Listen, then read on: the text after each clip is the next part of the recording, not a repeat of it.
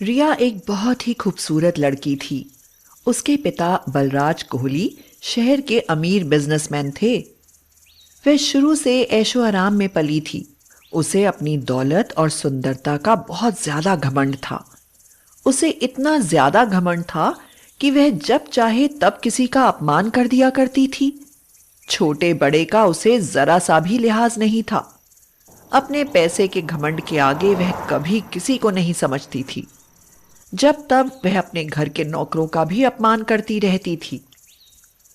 आज रिया बहुत देर से उठी थी, इसलिए वह बहुत जल्दी में थी। वह जोर से चिल्लाई, अरे ओ गोमती, जल्दी से नाश्ता लेकर आ। हालांकि गोमती बुजुर्ग हो गई थी, लेकिन रिया को अदब नहीं था कि वह बुजुर्ग है। उसकी नजर में तो वह सिर्फ एक नौकर थी। गोमती जल्दी से नाश्ता लेकर आई। उधर रिया कपड़े पहनती हुई लगभग भागती सी जा रही थी। वह गोमती से टकरा गई। गोमती के हाथ से नाश्ते की ट्रे छूटी और दूध जमीन पर गिर गया। रिया ने आव देखा न ताव और गोमती को एक थप्पड़ मार दिया और बोली, अंधी है क्या? देखकर नहीं चला जाता? बिटिया, तुम ही तो दौड़ती हुई आई और मुझसे टकरा गई। खबरदार, एक तो नुकसान कर दिया और ऊपर से अच्छा बनने के लिए सफाई दे रही है। और हाँ, बिटिया क्यों कहती है? मैं रिया मैम हूं, मैम, समझी? तभी रिया के माता पिता भी वहां आ गए और वे बोले, बेटी, ऐसा नहीं करते। गोमती आंटी हमारे यहाँ कब से काम कर रही हैं, इसलिए इनसे आदर से बोलो, इनकी रिस्पेक्ट करो। माय फुट, नौकरों से रिस्पेक्ट करो तो वे सिर पर चढ़ जाते हैं। आपने इन्हें सिर पर चढ़ा रखा है, तभी देखो ये कैसे काम करती हैं। और आप इसकी साइड ले रहे हो, मेरी नहीं। जाओ, मैं नाश्ता ही नहीं करूंगी। ऐसा कहकर वह सीधे कॉलेज चली गई। कॉलेज में एक गरीब लड़की भी पढ़ने आती थी, जिसका नाम मधु था। वह भी सुंदर थी और पढ़ने में बहुत तेज थी।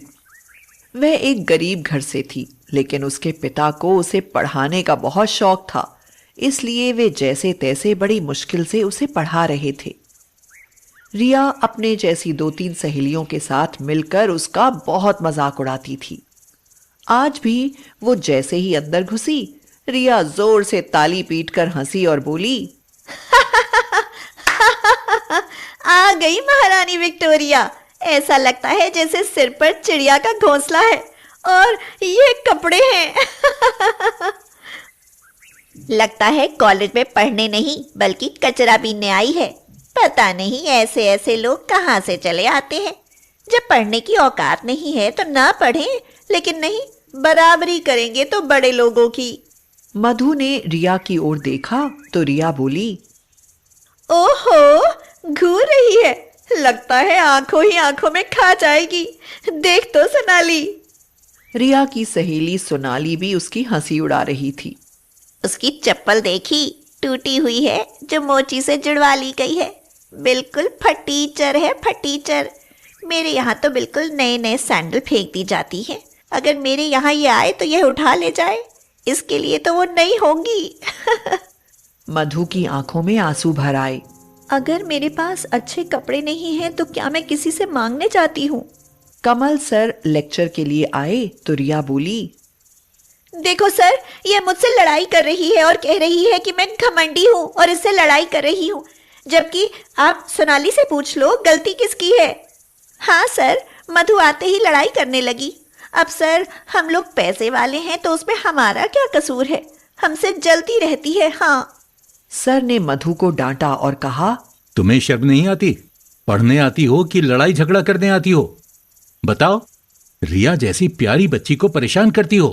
असल में कमल सर रिया को कोचिंग पढ़ाने जाते थे, इसलिए वह रिया का पक्ष ले रहे थे। मधु को बहुत बुरा लगा। जैसे तैसे उसका पढ़ाई का पीरियड पूरा हुआ। कमल सर पढ़ाकर चले गए।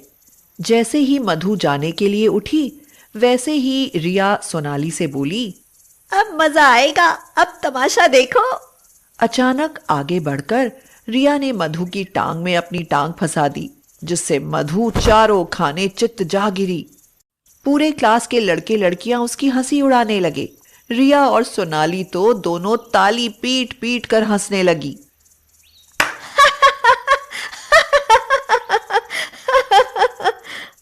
मधु को बहुत चोट लग गई थी। वह उठी और अपने आंसू पोंछती हुई वहां से चल दी। रिया और सोनाली भी घर जाने के लिए बाहर सड़क पर आईं। उनके पास उनकी स्कूटी थी। जैसे ही मधु सड़क पर आई, सोनाली और रिया फिर से उसकी हंसी उड़ाने लगी। रिया बोली, देखो महारानी विक्टोरिया जा रही है, कितनी शाही चाल है, जैसे परेड करती हुई जा रही है। सोनाली बोली, इन फटीचर लोगों के हाथ पैर भी बड़े मजबूत हो जाते हैं। गांव की रहने वाली है ऐसा लगता है। रिया ने अपनी स्कूटी पर सोनिया को बिठाया और मधु के पीछे चल दी। उसने सोनिया से कहा, चल अभी इसे थोड़ी सी मौज लेते हैं। इन दिनों नगर पालिका का नाले की खुदाई और सफाई का काम चल रहा था। मधु को पता ही नहीं था कि पीछे रिया की स्कूटी आ रही है।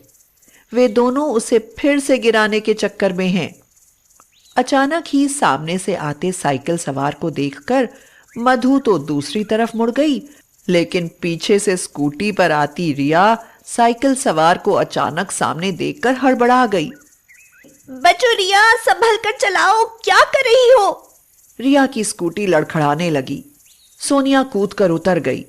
रिया की स्कूटी का बैलेंस बिगड़ा और वह स्कूटी सहित नाले में गिर गई। वह चिल्लाने लगी, मुझे बचाओ, मुझे बचाओ। लेकिन उसे बचाने का किसी ने भी रिस्क नहीं लिया। सोनिया ने झांक कर नीचे देखा। रिया को डूबते देखकर वह तो डर गई और वहां से भागकर अपने घर रफूचक्कर हो गई। मधु ने जैसे ही देखा कि रिया नाले में गिर पड़ी है, मधु तुरंत ही नाले में कूदी और तैरती हुई रिया के पास जा पहुंची और उससे बोली, घबराओ मत रिया बहन, मैं आ गई हूं, मैं अभी तुम्हें बचाती हूं। किनारे पर खड़े हुए लोग दौड़कर रस्सियां ले आए और उन्हें नाले में डाली।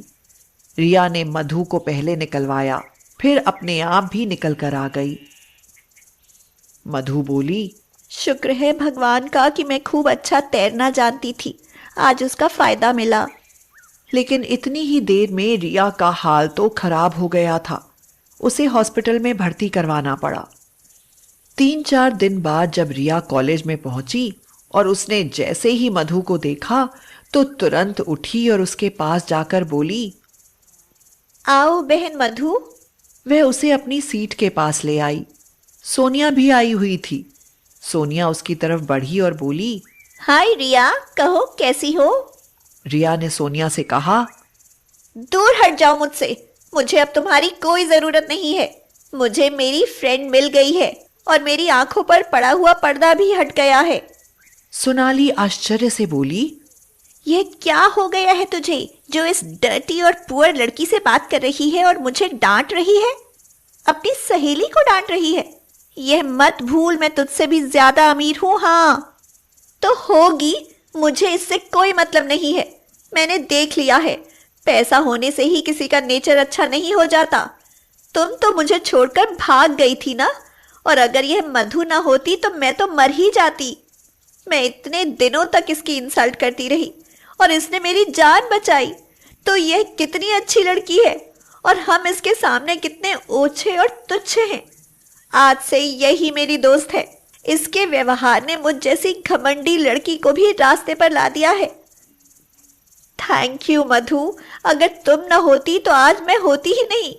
तुम्हारे जैसी अच्छी लड़की तो इस संसार भर में नहीं है। अब रिया और मधु की पक्की दोस्ती हो गई थी।